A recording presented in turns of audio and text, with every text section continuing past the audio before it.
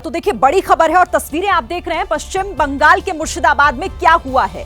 वक्फ कानून को लेकर विरोध प्रदर्शन, लेकिन कैसे वो हिंसक हो गया, गाड़ियां जला दी गई, पुलिस की गाड़ियों को आग के हवाले कर दिया गया। ये तस्वीरें इस वक्त आपके सामने है। वक्फ कानून को लेकर यहां पर प्रदर्शन किया जा रहा था, लेकिन प्रदर्शनकारी पहले से ही किस तैयारी से थे, क्योंकि बताया जा रहा है कि उनके हाथों में लाठी डंडे भी मौजूद थे। और ये प्रदर्शन हिंसक उस वक्त हो गया जब पुलिस की गाड़ियों को हमला उन पर किया गया, उन पर किस तरीके से उन्हें आग के हवाले कर दिया गया। तस्वीरें आपके सामने हैं, ये सड़क की तस्वीरें जहां पर ये जलती हुई गाड़ियां दिखाई दे रही हैं। पुलिस ने हालांकि प्रदर्शनकारियों को कंट्रोल करने के लिए आंसू गैस के गोले भी दागे हैं।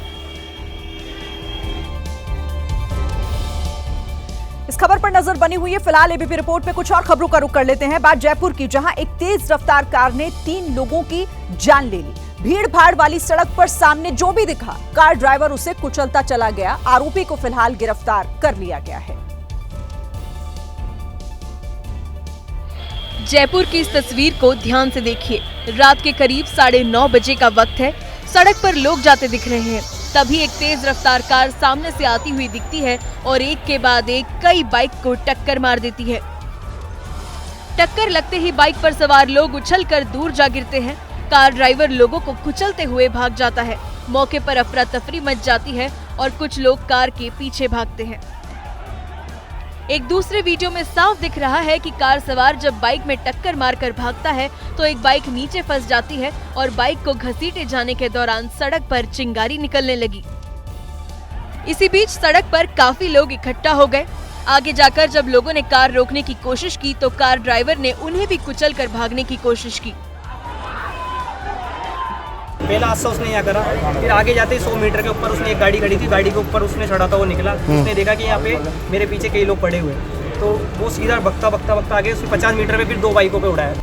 पुलिस ने आरोपी को गिरफ्तार कर लिया है। आरोपी युवक नशे की हालत में धुत बताया जा रहा है।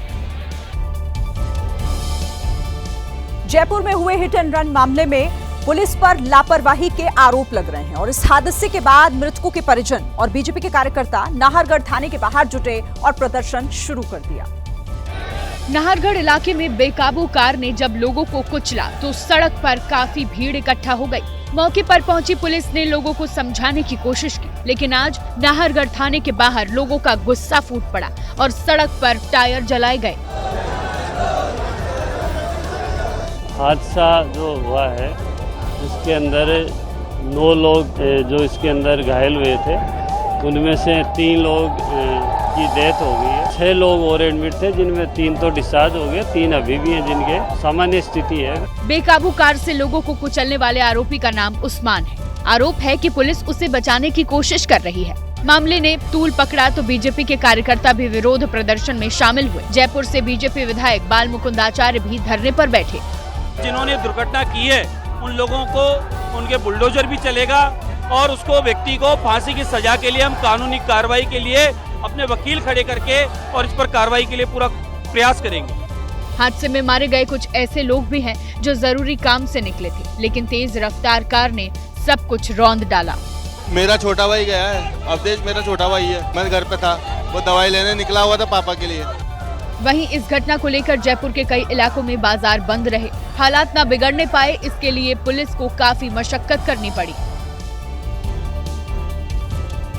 आरोपी उस्मान खान जयपुर कांग्रेस का जिला उपाध्यक्ष है। कांग्रेस ने उसे पार्टी से बाहर निकाल दिया है। मामले को लेकर बीजेपी ने भी जबरदस्त विरोध प्रदर्शन किया। हादसे के बाद एक फोटो भी सामने आई है जिसमें आरोपी की टी-शर्ट पर भारत जोड़ो न्याय यात्रा का स्टिकर दिखाई दिया है। और इसी को मुद्दा बनाते हुए बीजेपी विधायक बाल मुकुंद आचार्य ने पूरे मामले में कांग्रेस को भी लपेट लिया। जानबूझकर ऐसा काम किया उस व्यक्ति ने। कांग्रेस का वो पदाधिकारी है और उस्मान हसन नाम का वो व्यक्ति जिसने, मेरे को लगता है, जानबूझ के ये षड्यंत्र रचा है और हमारे लोगों को जिस प्रकार से दुर्घटनाग्रस्त किया है, ये सोची समझी कोई साजिश है। प्रदर्शन कर रहे लोग लगातार आरोपी उस्मान को सख्त सजा और पीड़ित परिवार को मुआवजा देने की मांग कर रहे हैं। जो आरोपी है उसके खिलाफ कार्रवाई होनी चाहिए। उसे बचाने का प्रयास जो किया जा रहा है विधायक द्वारा। पुलिस ने उस्मान को गिरफ्तार कर लिया है और उसकी मेडिकल जांच करवाई गई है। जालंधर में बीजेपी नेता के घर बीती रात जोर का धमाका हुआ। बीजेपी नेता के घर पर ग्रेनेड अटैक की आशंका जताई जा रही है और इस मामले में पुलिस ने 2 आरोपियों को गिरफ्तार कर लिया है। इस हादसे का सीसीटीवी वीडियो भी सामने आ गया है। सीसीटीवी की इसी फुटेज को लेकर पंजाब में हंगामा मचा हुआ है। रात के करीब 1 बजे हैं। जालंधर में बीजेपी नेता मनोरंजन कालिया के घर के बाहर से एक ई-रिक्शा जाता दिखाई दिया, लेकिन उसमें पीछे कोई भी बैठा नहीं दिखा। थोड़ी देर बाद जब ई-रिक्शा वापस आया तो पीछे बैठा शख्स कुछ फेंकता है, जिससे तेज धमाका हुआ। धमाके से आसपास के लोग दहशत में आ गए। बीजेपी नेता मनोरंजन कालिया का घर थाने से महज 100 मीटर की दूरी पर ही है, जहां वारदात को अंजाम दिया गया। बाहर देखा तो एक्चुअली जो लोग यहाँ विजय ढाबे में हैं वो उन्होंने आके पहले जो है उन्होंने इन्फॉर्म किया कि भाई इस तरह से ब्लास्ट हुआ है। तो देखा सब चीज़ें बिखरी हुई हैं। फिर मैंने अपने गनमैन को भेजा 3 नंबर पुलिस स्टेशन। इस हमले में ग्रेनेड का इस्तेमाल होने की आशंका जताई जा रही है। धमाके से घर में दरवाजों के शीशे टूट गए। हालांकि किसी की जान को नुकसान नहीं हुआ है। पुलिस हमलावरों की तलाश में जुटी हुई है। तो जालंधर में बीजेपी नेता के घर हमला हुआ तो इस पर सियासत भी तेज हो गई है। बीजेपी ने आरोप लगाया है कि पंजाब में हालात खराब हैं। वहीं आम आदमी पार्टी ने कहा है कि लॉरेंस बिश्नोई के साथ मिलकर पंजाब के अमन चैन को नुकसान पहुंचाने की साजिश रची जा रही है। जालंधर में मनोरंजन कालिया के घर पर हमले के बहाने भगवंत मान सरकार बीजेपी के निशाने पर आ गई है। बीजेपी ने आरोप लगाया कि आम आदमी पार्टी सरकार का कानून व्यवस्था पर कोई नियंत्रण नहीं है। पंजाब के अंदर एक नई इंडस्ट्री खड़ी हुई है जिसका नाम है रंगदारी, टारगेट किलिंग्स, गैंग वॉर और अब आतंकीय मॉड्यूल पर पुलिस व भाजपा नेताओं पर लगातार हमले हो रहे हैं। आम आदमी पार्टी ने इस हमले को लेकर बड़ी साजिश की आशंका जताई है। लॉरेंस बिश्नोई वर्गे बंदे पहला ਉਹਦੀ ਵੀਡੀਓ ਵਾਇਰਲ ਹੋਈ ਆ, ਉਹ ਆਪਸ ਵਿੱਚ ਰਲ ਕੇ ਕਿਉਂਕਿ ਕੇਂਦਰ ਉਹਨੂੰ ਪੈਟਰਨਾਈਜ਼ ਕਰ ਰਹੀ ਆ, ਸਾਬਰਮਤੀ ਜੇਲ੍ਹ 'ਚ ਰੱਖਿਆ ਹੋਇਆ, ਉੱਥੋਂ ਬੈਠ ਕੇ ਉਹ ਪਾਕਿस्तान ਦੇ ਭੱਟੀ ਨਾਲ ਵੀਡੀਓ ਵਾਇਰਲ ਹੋਈ ਆ, ਸਾਜ਼ਿਸ਼ ਆ। पुलिस तो संदिग्ध ग्रेनेड हमले की जांच कर रही है, लेकिन नेता बयानबाजी में एक कदम आगे बढ़ गए हैं। वहीं जालंधर हमले को लेकर पंजाब पुलिस ने कहा है कि ये एक बड़ी साजिश थी। आपको बताते हैं कि पंजाब पुलिस ने क्या कुछ खुलासा किया है। जालंधर हमले को लेकर 2 आरोपी गिरफ्तार किए गए हैं। आईएसआई पर साजिश रचने का आरोप लगा है। जिशान अख्तर हमले का मास्टरमाइंड बताया जा रहा है। लॉरेंस बिश्नोई का करीबी है जिशान अख्तर। बाबा सिद्दीकी मर्डर में भी शामिल था जिशान अख्तर। पुलिस को बब्बर खालसा इंटरनेशनल पर भी शक है इस हमले को लेकर। मेजर कॉन्स्पिरेसी थी जो पाकिस्तान के आईएसआई के द्वारा रची गई थी और इसमें जिशान अख्तर जो कि एक एसोसिएट है लॉरेंस बिश्नोई और गैंगस्टर शहजाद भट्टी का, उन्होंने मिलकर ये एक साजिश रची थी। वक्फ कानून के विरोध में जम्मू कश्मीर विधानसभा में लगातार दूसरे दिन हंगामा हुआ। विधानसभा की कार्यवाही शुरू होते ही सत्ताधारी दल नेशनल कॉन्फ्रेंस पीडीपी के विधायक वेल में पहुंच गए।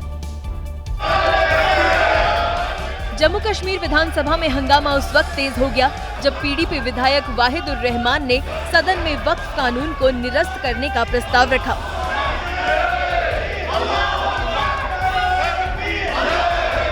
वहीं नेशनल कॉन्फ्रेंस की ओर से सदन में स्थगन प्रस्ताव लाने की मांग की गई, लेकिन स्पीकर ने अनुमति नहीं दी तो सदन में हंगामा तेज हो गया। नेशनल कॉन्फ्रेंस के विधायक ने सदन में वक्फ कानून नामंजूर के नारे लगाए।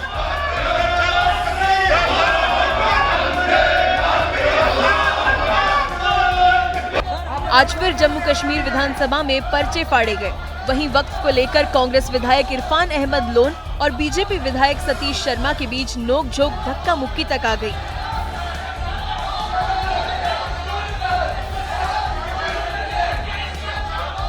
वहीं उप मुख्यमंत्री सुरेंद्र चौधरी और बीजेपी विधायकों के बीच भी जोरदार बहस हुई। इधर हंगामे के चलते स्पीकर ने पीडीपी विधायकों को सदन से बाहर कर दिया। तस्वीरों में मार्शल पीडीपी विधायक वाहिदुर रहमान को ले जाते दिखे।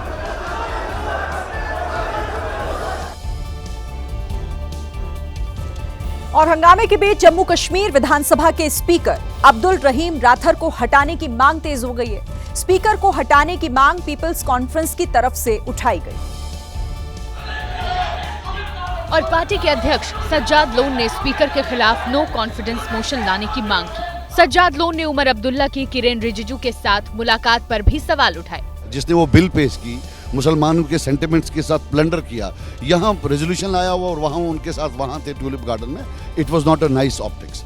वक्फ कानून के खिलाफ प्रस्ताव को स्पीकर की अनुमति न मिलने पर पीडीपी ने भी नेशनल कॉन्फ्रेंस के खिलाफ मोर्चा खोल दिया है।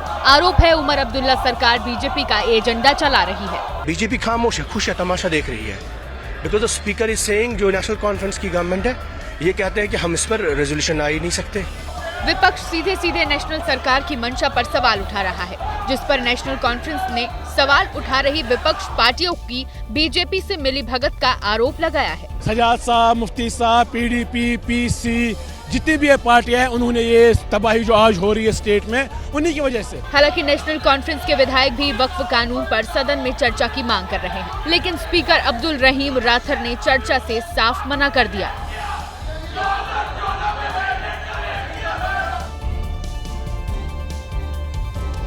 वक्फ संशोधन बिल संसद से भले ही पास हो गया, लेकिन इस पर राजनीति खत्म नहीं हो रही है। इस बार पटना की सड़कों पर आरजेडी के मुस्लिम नेता की तरफ से पोस्टर लगाए गए और तेजस्वी यादव का शुक्रिया अदा किया गया।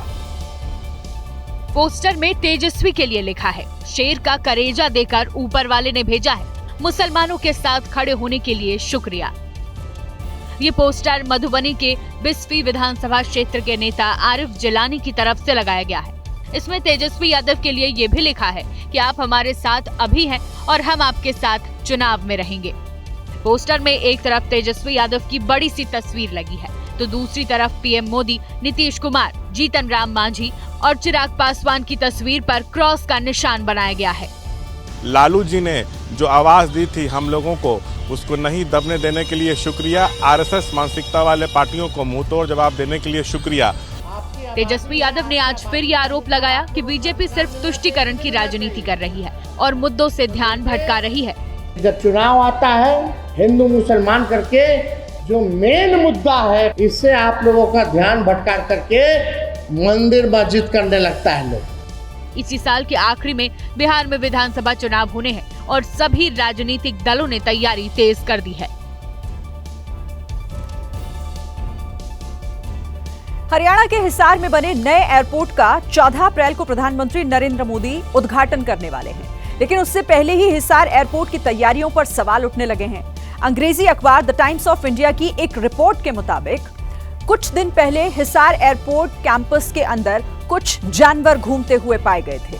सुरक्षा में चूक का ये मामला सामने आने के बाद हरियाणा चीफ फॉरेस्ट कंजर्वेटर को हटा दिया गया। चीफ फॉरेस्ट कंजर्वेटर की तरफ से दी गई शुरुआती रिपोर्ट में यह दावा किया गया था कि एयरपोर्ट परिसर पूरी तरह से जानवरों से मुक्त हो गया है। रिपोर्ट में एयरपोर्ट के रनवे को लैंडिंग और टेक ऑफ के लिए पूरी तरह सुरक्षित बताया गया था, लेकिन जब जमीन पर उतरकर एयरपोर्ट परिसर की पड़ताल की गई तो वहां कई जानवर टहलते हुए पाए गए।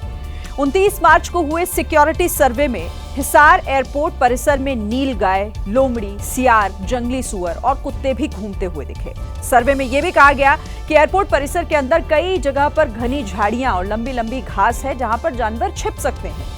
अब एयरपोर्ट की सुरक्षा में चूक की जानकारी मुख्यमंत्री नायब सिंह सैनी तक पहुंची तो उन्होंने तत्काल प्रभाव से चीफ फॉरेस्ट कंजर्वेटर को हटा दिया है। साथ ही सीएमओ ने सभी संबंधित विभागों के अफसरों को सख्त हिदायत दी है कि एयरपोर्ट परिसर 10 अप्रैल तक पूरी तरह जानवरों से मुक्त हो जाना चाहिए। देखिए, प्रधानमंत्री नरेंद्र मोदी 14 अप्रैल को हिसार से अयोध्या की पहली उड़ान का उद्घाटन करने वाले हैं। संभल से समाजवादी पार्टी के सांसद जियाउर रहमान बर्क से एसआईटी ने पूछताछ की। यह पूछताछ करीब 2.25 घंटे चली। जांच टीम ने कहा है कि अगर दोबारा जरूरत पड़ी तो बर्क को एक बार फिर पूछताछ के लिए बुलाया जाएगा। सुबह 11 बजे से ही जियाउर रहमान बर्क वकीलों के साथ कोतवाली पहुंच गए। यहां से वो नखासा थाने पहुंचे और इसी थाने में करीब दोपहर 12 बजे उनसे पूछताछ शुरू हुई। बर्क ने कहा कि उन्हें देश के कानून और संविधान पर भरोसा है।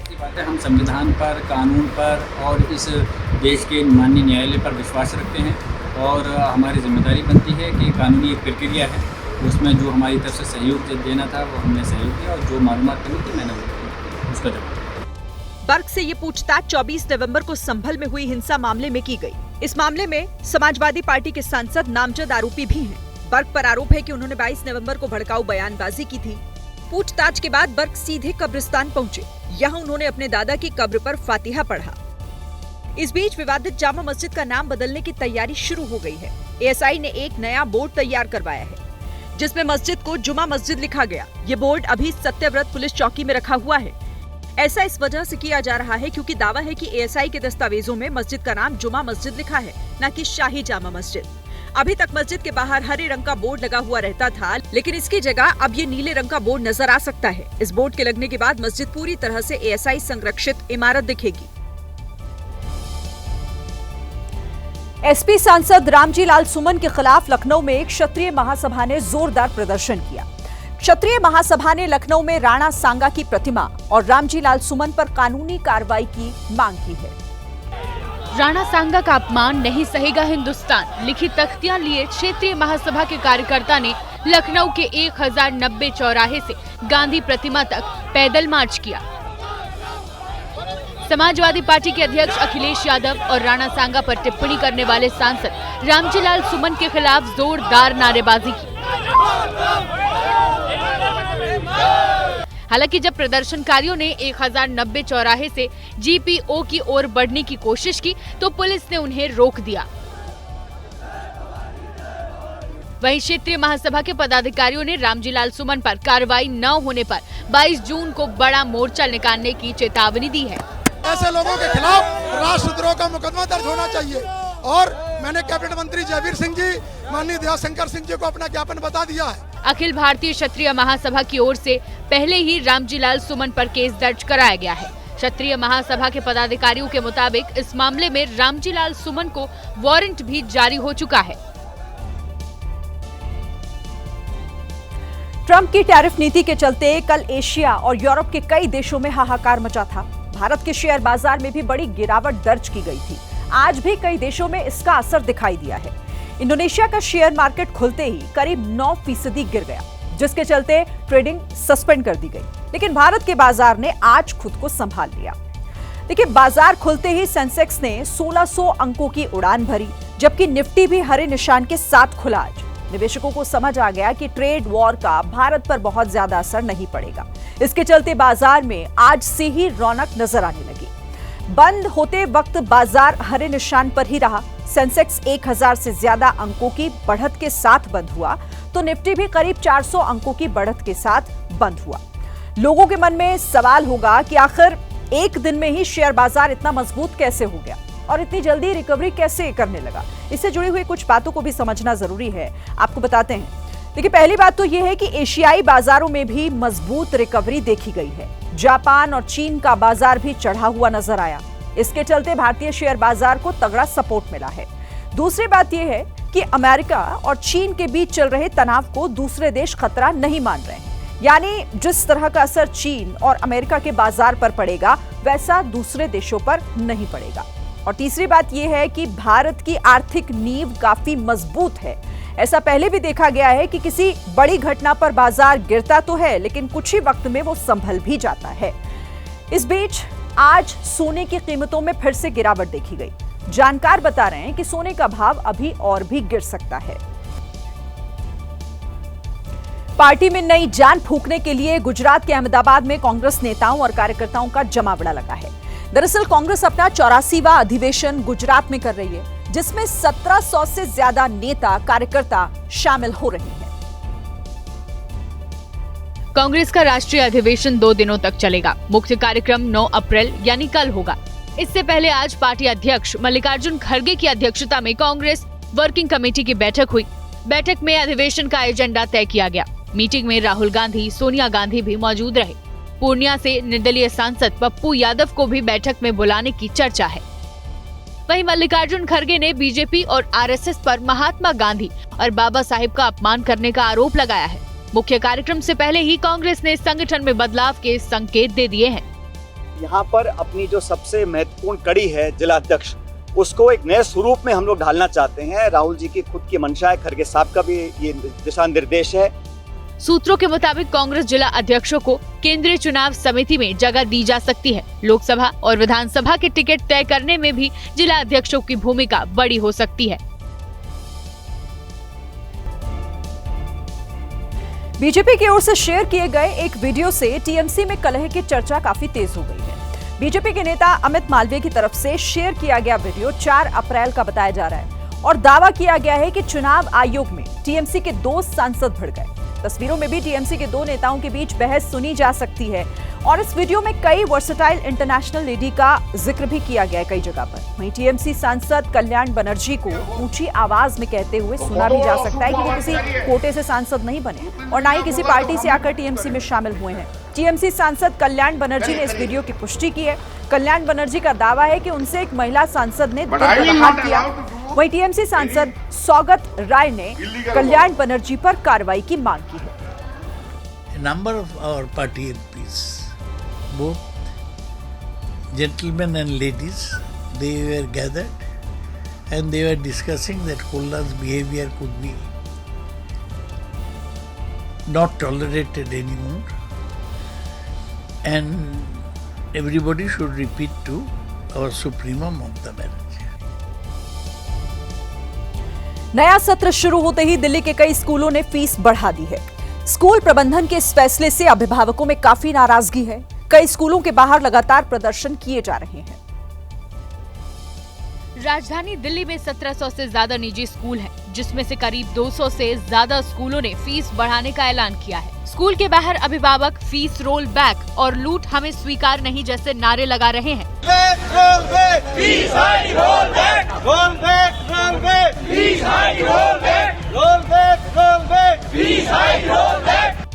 अभिभावकों का कहना है कि हर साल फीस बढ़ाई जा रही है, जो बिल्कुल भी ठीक नहीं है। मेरे साथ तमाम पेरेंट्स डीपीएस द्वारका के नजर आएंगे जो पीड़ित हैं, परेशान हैं और लगातार जिनके बच्चे स्कूल प्रशासन के द्वारा हैरेस किए जा रहे हैं। डीओई, डीडीई, सीएम ऑफिस, दोनों सरकारों का हम गुहार लगाते चल रहे हैं, फिर भी हमारे बच्चों का उत्पीड़न रुक नहीं रहा है। हर साल ऐसा कुछ न कुछ होता है। मैम, मेरे बच्चे यहाँ पढ़ने नहीं आते, लाइब्रेरी में अरेस्ट होने आते हैं। जब से स्कूल ओपन हुए हैं 20 मार्च से, तब से ही बच्चों को क्लासेस में बैठने नहीं दिया जा रहा है।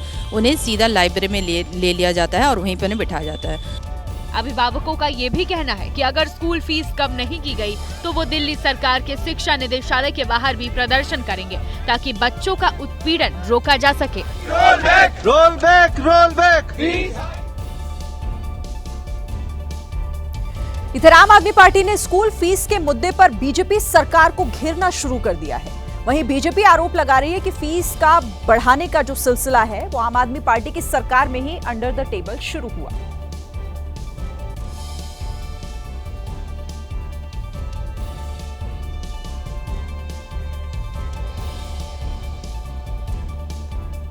तो देखिए, अब इस मामले को लेकर, प्राइवेट स्कूलों में फीस बढ़ाने को लेकर इस पर सियासत तेज होती जा रही है। आम आदमी पार्टी पर बीजेपी की तरफ से यह आरोप लगाया जा रहा है कि ये सब तो आम आदमी पार्टी की सरकार के दौरान ही शुरू हो गया था, लेकिन आम आदमी पार्टी भी इस पर हमलावर है।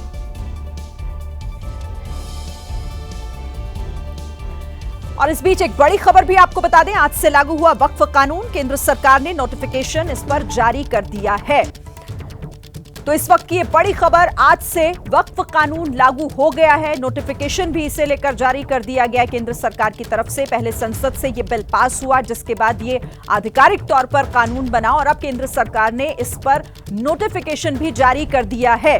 तो आज से देश भर में वक्फ कानून लागू हो गया है।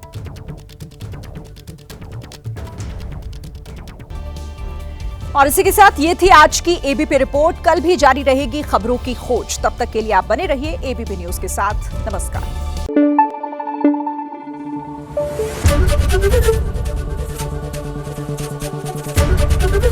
एबीपी न्यूज आपको रखे आगे।